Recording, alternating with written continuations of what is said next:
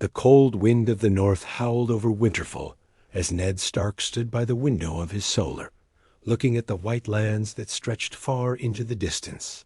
War was coming, and he could feel it in his bones. But this time, he wouldn't let it play out like before. This time, he would make different choices. Jon Snow, his supposed bastard son, stood beside him, older now, stronger, and more than just a boy dreaming of honor. Robb, too, had grown into a sharp leader, not just a brave fighter. Together, the three of them planned a new path, one that would not lead to their destruction. It started with Jon. Instead of being sent to the wall, Ned kept him close after finding a secret letter from Jon Arryn, warning of the Lannisters' plans and the truth about the royal bloodline. Ned realized Jon could not go to the Night's Watch. Not yet.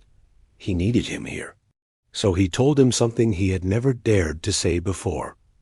"You are not my bastard. You are the son of my sister Lyanna and Rhaegar Targaryen." Jon couldn't believe it, but the truth hit him like thunder. He wasn't just a Snow. He was a dragon and a wolf. Robb, hearing this, didn't act jealous or bitter. Instead, he grew more focused. They were brothers, no matter what blood flowed in their veins. Ned trained both of them, not just in swordsmanship, but in strategy, politics, and patience. The kind of patience Ned had once lacked in King's Landing. They began to understand the game they were in and how to play it smarter. When King Robert came to Winterfell to ask Ned to be Hand of the King, Ned refused, politely but firmly. He said his loyalty remained with the North, and that he feared for his family's safety in the South. Robert grew angry, insulted, but he still respected Ned. Instead of going south, Ned sent letters, one to Stannis Baratheon, warning him of the Lannisters' betrayal, and another to the Eyrie, calling for Lady Lysa to be brave and share what Jon Arryn died for. In this version of events, Jon didn't leave for the wall, and Ned didn't walk into a trap in King's Landing. Instead, they prepared. When word came that Robert had died in a hunting accident, which Ned knew was no accident, they were ready. Joffrey had claimed the throne, but with Stannis moving from Dragonstone and Renly trying to gather support, the realm stood divided. This time, the North didn't wait to react. They made the first move. Robb led a force of northern soldiers south, but not in rebellion, in warning. He sent messages to other houses, warning of the Lannister plan to hold the throne through deceit and murder. Jon, meanwhile, traveled with Ghost to gather old allies, meeting with Howland Reed and other bannermen who had stayed silent for too long. The truth of Jon's birth began to spread, carefully, whispered like wildfire, but strong enough to burn down lies.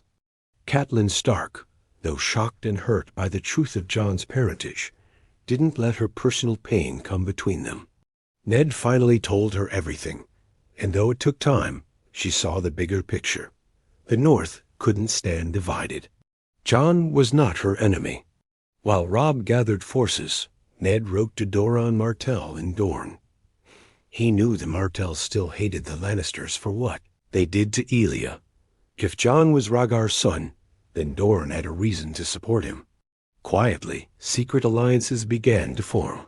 It was no longer just a war for honor. It was a war for truth and justice. And so, when Tywin Lannister marched his armies, expecting a scattered North, he found something else. A united Stark force, a calculated response, and whispers of a Targaryen heir. The game had changed. This time, the wolves weren't chasing shadows. They were hunting lions. And Jon Snow, now starting to be called Aegon, was no longer just a watcher on the wall of history. He was stepping into his own legacy. The Raven arrived at Winterfell before dawn, its wings heavy with snow and message. Robb stood in the great hall, reading it aloud. Stannis Baratheon declares Joffrey a false king. He claims the throne by right of Robert's blood. Murmurs echoed through the hall. The North had always kept to itself, but now the realm was split, and the Starks were no longer playing defense. Robb turned to his father. This is our moment. If we strike now, we don't just defend our family. We shape the future. Ned, still cautious, but less restrained than before, nodded. And we don't strike as rebels. We strike as truth-bringers. That truth was Jon. Word was spreading fast. The North whispered of a dragon hidden in wolf's clothing, a secret child of Lyanna Stark and Rhaegar Targaryen. Jon had spent years with a bastard's shame on his shoulders. Now he bore the weight of a kingdom. But truth was dangerous. As more houses began to ask questions, the Lannisters panicked. Cersei, sitting on the Iron Throne beside her monstrous son Joffrey, heard the rumors and lost sleep over them. A Targaryen? In the North? No, we kill him. We kill them all. She sent assassins north under the banner of peace envoys, but the Starks were ready. One of the would-be killers was caught before he could enter Winterfell. Under questioning, he confessed everything. Gold from the crown, orders from the queen. It was war now, and the North knew it. Instead of waiting, Robb marched with 20,000 men. But this time, it wasn't just to answer the South's call. He had a new goal, not just defending the North, but making sure the South could never harm them again. Ned remained behind, guarding Winterfell and preparing for worse. Jon rode south with Robb, but not as a quiet observer. He was starting to command respect. At night, bannermen listened to him. His voice had calm power, and his direwolf ghost, always silent, had grown even more savage in Jon's shadow. They didn't strike blindly. Their first move was River Run. Instead of being taken by surprise, like in the Old War, the Tullys were warned ahead of time. Catelyn rode to her father's side, uniting the River Lords with the North before the Lannisters could cut them off. This time, the Red Wedding would never happen, because the North struck first. At the Battle of the Red Fork, Robb lured Jaime Lannister into a trap. Jon, leading a hidden force through the woods, struck the Kingslayer's flank just as Robb's front line feigned retreat. It was a brutal ambush. Jaime fought like wildfire, but he was captured again, this time under Jon's sword. They didn't kill him, not yet. Ned believed in justice, not revenge. But they chained him and marched him to River Run, in full view of the people. This is what happens to those who betray peace, Robb told the watching crowd. We do not forget, and we do not kneel to liars. In the South, the news hit like thunder.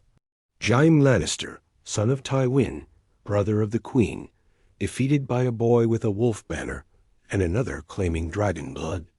Tywin raged in his halls, but he knew something had changed. The Starks weren't just soldiers now. They were symbols.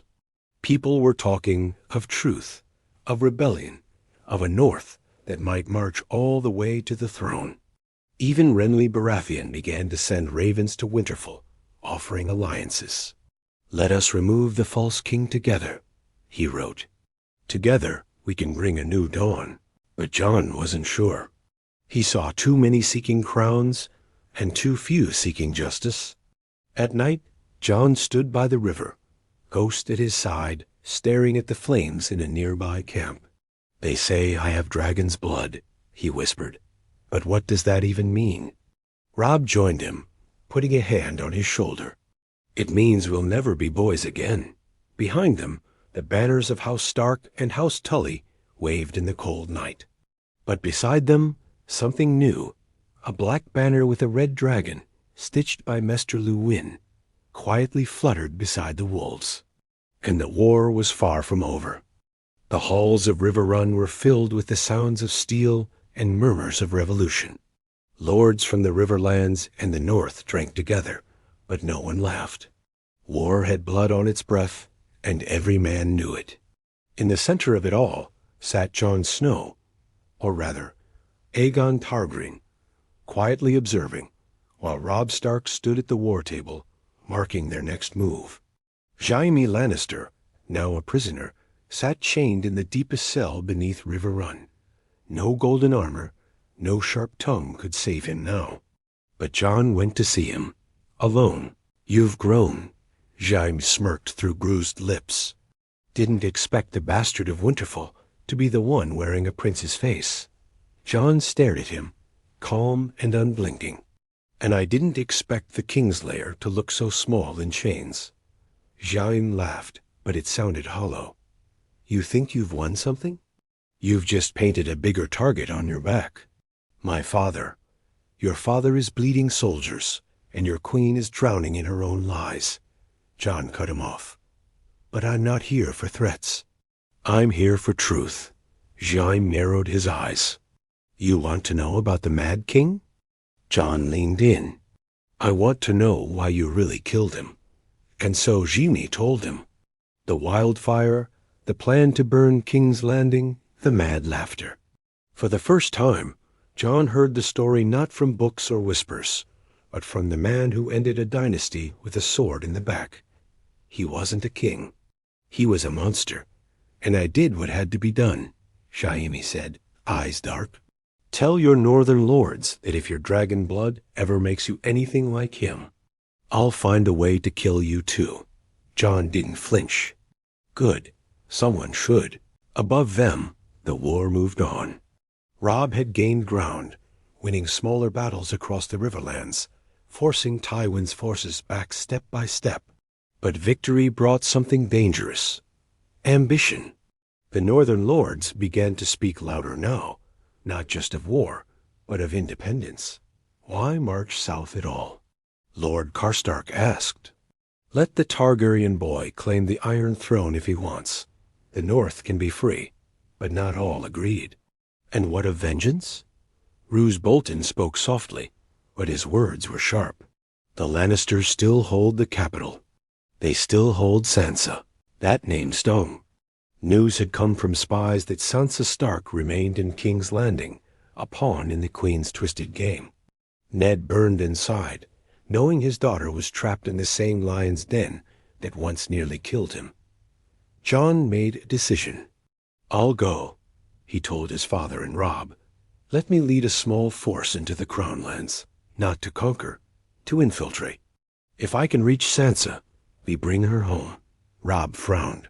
It's too risky. You're more than a scout now, Jon. But Ned agreed. We send men who don't wear banners.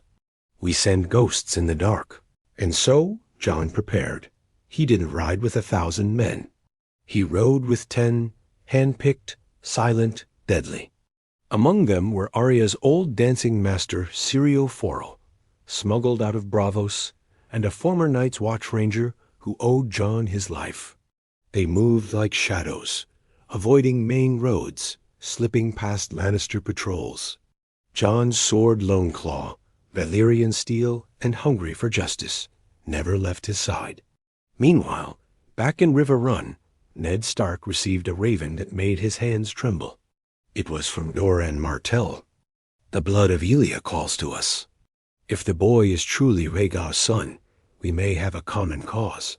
The South was waking, and the fire Jon carried in his blood was starting to burn through the frost of old grudges. But while armies moved and alliances formed, Jon crept through the Kingswood, nearing the capital. King's Landing rose like a rot-filled crown on the horizon. Inside it, Sansa wept in silence, unaware that her half-brother, her cousin, was coming. And Cersei Lannister, clutching her son Joffrey's throne with white-knuckled rage, sensed that something was coming. Not just war. Not just wolves, but fire. The air near King's Landing was thick with the stench of rot, smoke, and secrets. Jon Snow, cloaked in mud and shadows, crouched behind a broken wall just outside the city's outer edge. The Red Keep loomed in the distance like a poisoned crown, blood-colored and full of ghosts. Ghost, his direwolf, moved silently beside him like a wraith. His mission was clear. Get in, find Sansa, and get out. But nothing in King's Landing was ever simple, especially when your enemies ruled it from a throne of lies. His small group had made it this far, slipping past guards and checkpoints disguised as traveling merchants and beggars. Syrio Forel led the infiltration with grace and silence, cutting down guards in the dark with the fluidity of a dancer. Swift as shadows, he whispered. Strike like wind. They entered through the sewer, the same one Varys once used to sneak secrets through the city. Now it carried the stench of a crumbling empire. Jon clenched his jaw as he crawled through filth, but his mind stayed sharp. He could almost hear Sansa's voice, the quiet strength she'd held even as a prisoner in a den of lions. Inside the Red Keep, Sansa was no longer the little bird. She had learned the game. Cersei had forced her to smile, curtsy, lie, but behind her soft eyes was steel. She hadn't bent. Not really, but she feared time was running out. Joffrey was growing more violent, more erratic. One wrong word could end her. That night, as the moon barely lit the stone corridors, Jon made his move. With help from a traitor within the castle, a kitchen servant who had once served Ned Stark, Jon slipped past the inner guards. Every corner reeked of betrayal, and he saw things that made his blood run cold. Children hanged for stealing food. Women whipped for crying in the Queen's presence. King's Landing had always been cruel, but now it was madness wrapped in gold. At last he reached her chamber. When Sansa opened the door and saw Jon standing there in armor, soaked with sewer grime and blood, her hand flew to her mouth. For a heartbeat, she didn't speak. Then she whispered, "Is it really you?" Jon stepped inside and wrapped her in his arms. "You're coming home." But it was never that easy. Cersei had eyes everywhere. One of the guards, a Lannister cousin, had noticed something strange in the kitchens. He followed the trail, and now the Red Keep was waking with alarm. Bells rang out, not for war, but for infiltration. Jon's group was exposed. They fled through the servant tunnels, with ghosts ripping apart anyone who got in their way. Sansa kept up, her dress torn, her face hard. No more soft songs. This was survival. Syrio fought off 2 gold cloaks with a broken broom handle, giving Jon and Sansa enough time to escape to the stables. But he didn't make it. As the gates closed behind them, Sansa looked back and saw Syrio surrounded. He bowed to her once, then vanished in a storm of steel. Jon and the few remaining fighters rode hard out of the city, arrows chasing them through the night. By the time they reached safety, a hidden rebel camp just days north, Sansa was covered in bruises, her feet bleeding. But she smiled. "Thank you," she whispered. "I thought no one would come." Jon looked at her with quiet pride. "We never leave our own." Back in River Run, her return changed everything. The northern lords, once divided between caution and vengeance, now stood as one. Seeing her alive, free, unbroken, gave them something to fight for. Ned held his daughter for the first time in years. Eyes wet, voice shaking.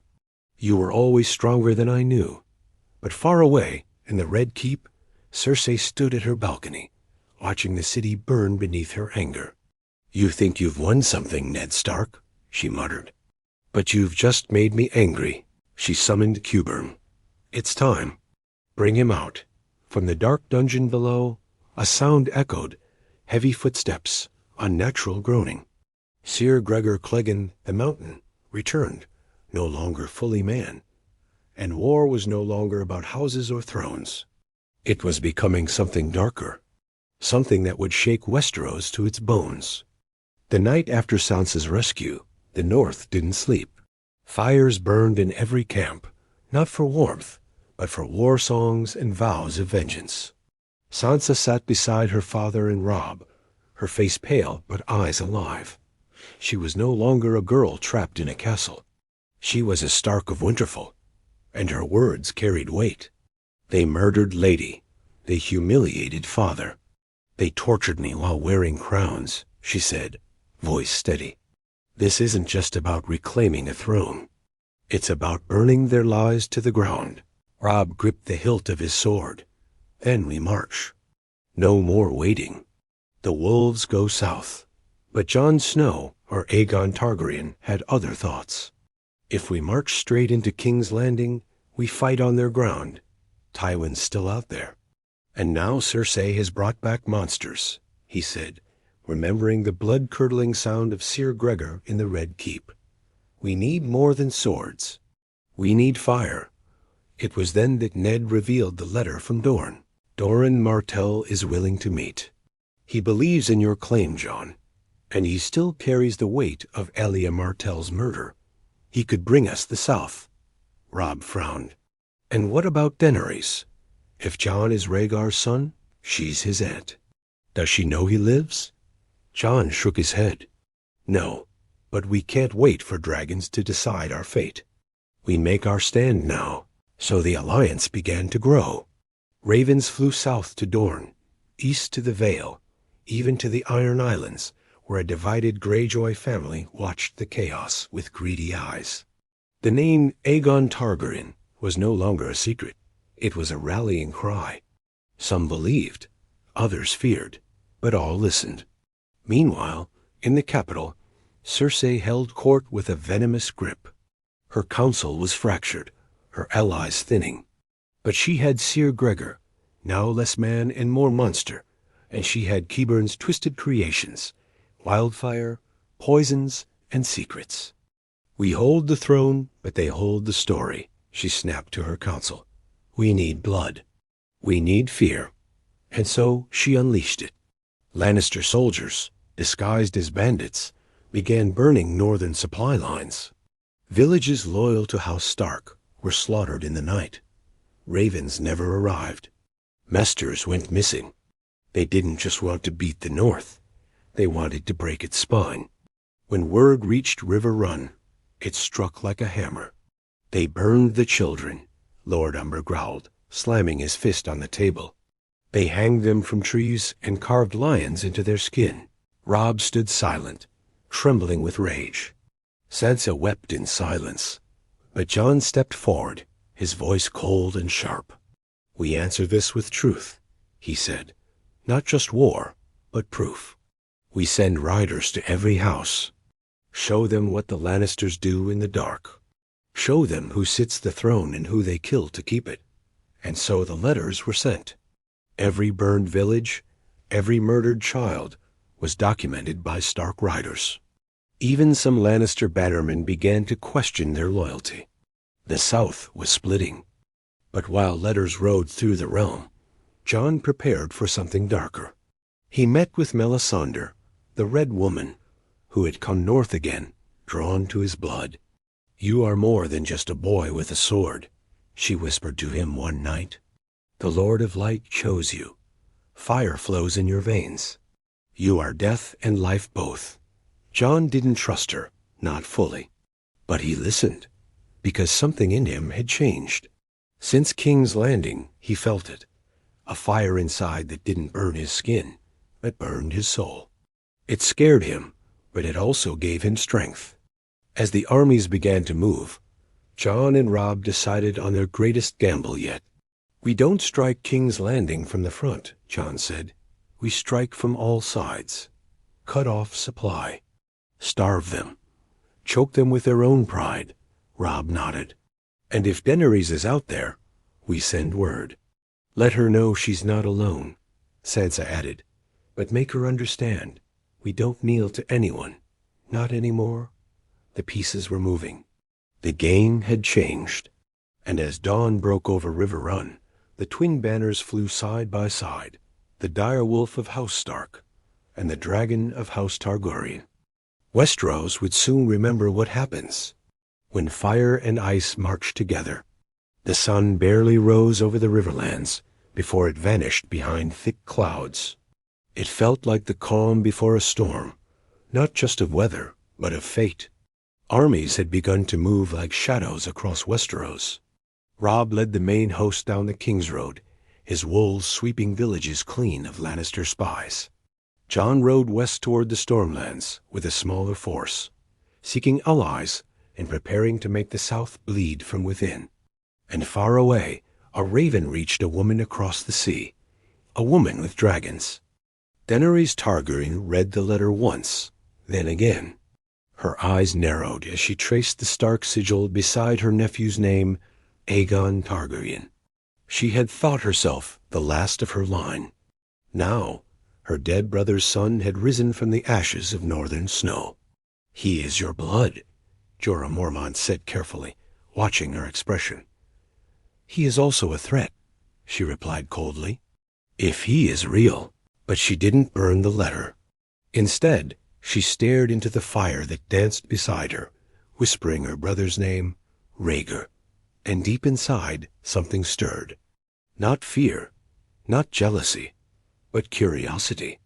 Back in Westeros, Jon's forces had reached Storm's End under secret banners. Lord Gendry, once a blacksmith bastard, now legitimized by war and blood, met him at the gate. "You look a bit too noble to be a bastard," Gendry joked, wiping grease from his hands. Jon didn't smile. "Neither of us are just bastards anymore." With Gendry's help, the Stormlands bent the knee. The people had not forgotten Robert Baratheon's fury or Lyanna Stark's name. Jon's bloodline carried both. And now, with Baratheon steel and Stark strategy, a pincer attack on King's Landing began to form. But Cersei was not blind.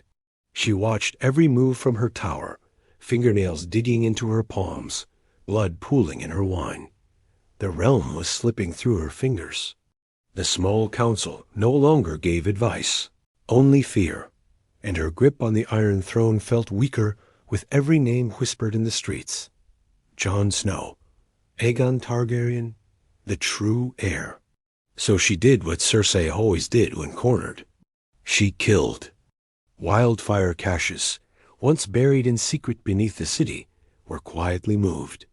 Refugees from the war-torn countryside were lured into King's Landing, not to protect them, but to use them as shields. Her plan was cruel and brilliant. If Jon and Robb attacked, they'd be forced to burn the innocent to reach her. "We'll make them the villains," she told Qyburn. "Let the realm see wolves and dragons feast on children." But Jon knew her too well. Ravens intercepted. Spies reported everything, and so he changed the plan. They would not storm the gates. They would starve her. A massive blockade was formed. From the Gold Road to Blackwater Bay, Stark, Baratheon, and Riverland forces choked off food and water. Every path to the capital was sealed. Ravens flew above, scattering leaflets across villages. The queen hides behind starving children. Rise now or die for her hunger. Inside the city, people began to riot. Bread lines turned violent. Gold cloaks were dragged into alleyways and never returned. Cersei stood on her balcony as screams echoed off stone. Still, she didn't bend. "I am the crown," she whispered to herself. Let them eat dust. But something far more dangerous was approaching. From the east, a black wing cut across the clouds.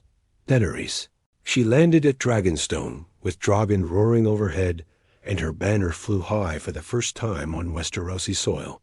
Her message was short and sharp. "I will not fight my kin. If Aegon lives, let him come to me."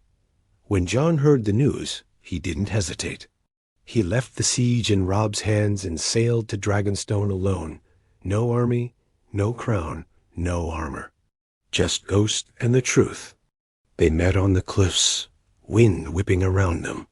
Drogon stared down at Jon like a creature measuring a memory. Daenerys stepped forward, her silver hair glowing in the dawn light. "You carry my brother's eyes," she said softly. "But do you carry his honor?" Jon bowed his head. "I carry the truth. And I don't want your throne." She studied him. "But you may need it." Far behind them, smoke rose over King's Landing. Starvation had begun. Madness brewed in every corner of the Red Keep. And Cersei, desperate and deranged, whispered to Sir Gregor, "If they want fire, we'll drown them in it." The Game of Thrones was no longer a game. It was a reckoning. The last days of the siege felt like the breath before a scream. King's Landing choked on fear and smoke. The streets were empty, save for starving dogs and desperate mothers, whispering prayers that were no longer answered. Cersei Lannister stood high in the Red Keep, watching her kingdom rot beneath her feet. The Iron Throne, once her prize, now sat like a blade in her back. Her enemies had her surrounded. The wolves were at the gates. And above it all, fire circled in the sky. Dragon. The people of the city whispered the name like a curse. A beast of shadow and flame, seen hovering just beyond the clouds, as if waiting for a signal to burn it all down. Daenerys had not yet attacked. She waited. And that waiting, that silence, terrified the city more than fire ever could. But inside the walls, a darker fire burned. Qyburn had finished his work. Hidden in the depths of the Red Keep were barrels, not just of wildfire, but of something worse. Something not seen since Maegor the Cruel. A weapon meant to turn the city itself into a trap. Cersei no longer cared about ruling. If she lost, she'd make sure everyone burned with her. In Dragonstone, Jon and Daenerys stood before the painted table, their fingers tracing the cracks of Westeros. "She'll burn the city before she surrenders," Jon said. Daenerys' voice was cold. "Then we don't give her the chance." But Ned Stark had taught Jon something no Dragon Lord ever learned. Mercy was not weakness. So Jon made a choice that would change the fate of the realm. "I'll go in alone." Daenerys turned sharply. "That's suicide." "She knows me," Jon said. "She still thinks I'm Ned Stark's bastard. She won't expect me to walk through her gates and offer peace." "You're not offering peace," Robb interrupted, arriving that night with Sansa and 100 elite guards. "You're offering her a chance to die with dignity," Jon nodded. "Or face justice." At dawn, under a white flag, Jon Snow entered King's Landing through a side gate opened by a loyal city watchman. He walked alone, Ghost at his side, his sword sheathed, his head bare. The people didn't cheer. They didn't cry. They just stared, thin, broken, eyes sunken with hunger. He passed a child too weak to stand, an old man lying in the gutter, whispering a song to himself. This was Cersei's kingdom. He climbed the Red Keep stairs in silence, his footsteps echoing through empty halls. At the top, she waited, dressed in black, her crown crooked, a cup of wine in her shaking hand. "You're either a fool or a traitor," she said without looking at him. "Neither," Jon said softly. "I'm offering you an end." She laughed. "To what? To lies? To thrones? You think the people will love your Fire Queen? They'll love her until her dragons burn something they care about." "I don't want their love," Jon said. "I want them to live. And if I say no?" she asked, turning to face him. Her eyes were red, her face thinner, madness dancing on the edges. Jon stepped closer. "Then I do what I must." Behind her, Ser Gregor stepped forward. Ghost growled, teeth bared, but Jon raised a hand. "Not yet." Cersei took a long drink. "You remind me of my brother, the good one, the one I killed." Jon said nothing. He simply opened a scroll and placed it on the table. "A confession from Jaime. He told the truth before we captured him, about the Mad King, about the wildfire, about you."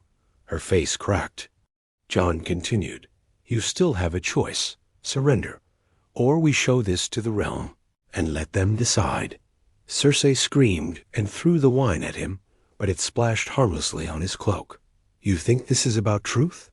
This world doesn't care about truth. It only cares about who wins." Suddenly, Ser Gregor moved, but not toward Jon. He dropped to one knee. Behind Jon, a shadow appeared.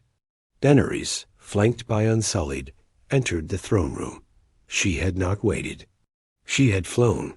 Cersei backed away like a cornered animal. "No, no, you don't get to take this from me." Jon didn't draw his sword. Daenerys didn't say a word.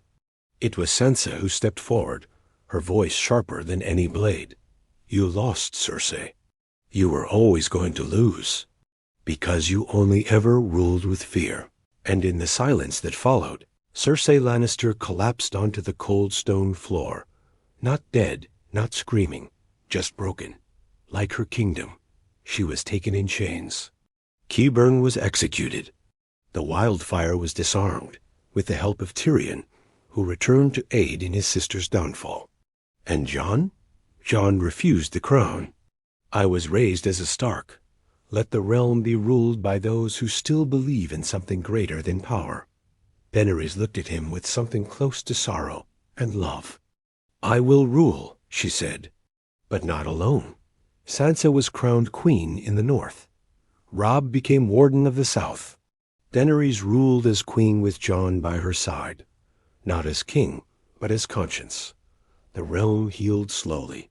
The scars of war ran deep. But the lions had fallen, and for the first time in a long, bloody age, the wolves still stood.